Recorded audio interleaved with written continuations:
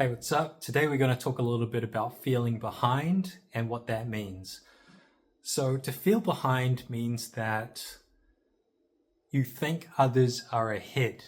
And so what does being ahead entail? Depending on the person, that can mean different things, right? If somebody's older than you, maybe they're naturally ahead of you. Or it could be maybe the milestones that they've accomplished. If they've accomplished more milestones, maybe they're further ahead than you there. Maybe it could be experience, like depending on what people have done, they might have more experience. Maybe they've reached levels that you haven't reached yet, or achieved results that you haven't achieved yet. It could be financial. Maybe they have more money than you. What is it to be ahead and what is it to be behind? Now, I think good things take time, the age-old saying, but I think time is not enough.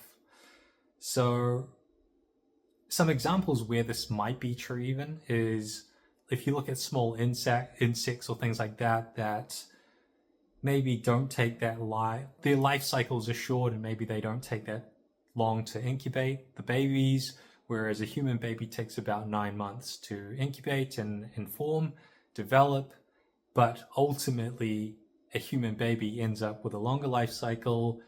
And I mean, from a human perspective, they have a more advanced life, I suppose. And so that's a clear example of where something that takes a longer is actually for the better, or can be for the better, I suppose. I mean, if you're an ant, maybe you like being an ant. And yeah, I mean, like, this is probably a bit of a strange example, but if you look at Michael Jordan, who's probably one of the supposedly greatest basketballers of all time, certainly in my opinion, and, you know, he didn't jump into the league straight from high school. He went to university and, you know, he wasn't dominant straight from the beginning. You know, they weren't winning championships from the beginning. It took them some time. And I think that's very true with a lot of things in life. And so if you feel like you're falling behind, it might be true at the time, but it doesn't mean that you can't have an arc that surpasses people that you think are ahead of you now. And so it really depends on putting in the work to achieve what you're wanting and and just going after it, I guess, and just constantly chipping away.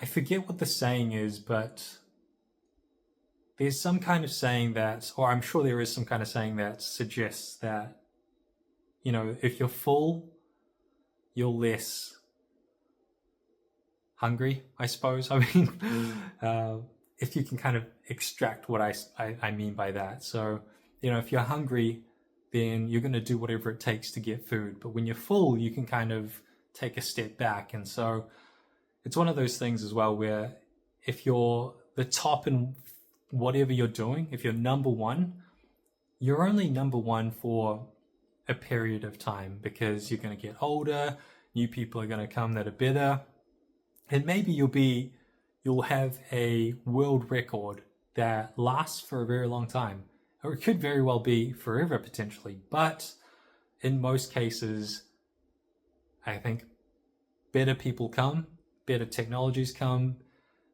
we learn more things about ourselves, and we learn routines and regimens that create these kind of people that are just supposed to be better. Not supposed to be better, but it's harder not to be better with all the technologies and tools that we have around us as they become more advanced. And so, yeah, I think if you're feeling behind, hopefully you can find a way out. I mean, some people are behind and they'll never overtake people that are ahead of them. But the people that are kind of putting in the work, I think I have to believe it for myself, but I'd like to believe it for myself. But I think I've also seen this for myself where I started my career very behind and I just kept working. And now I'm somewhat further ahead than some of the people that I was maybe comparing myself with. And comparison is the thief of all joy. That's very true, but I don't think it's terrible in moderation to use markers and see how well you're doing in life, because not that all those things can define your quality of life, but it's always nice to know that I don't know if it's nice to know that there are people behind you, but maybe that's it. Maybe that's just, there's no better way to put it, but it's just nice to know that you're not dead last. Anyways, be patient, put in the work. Thanks for watching. See you next time.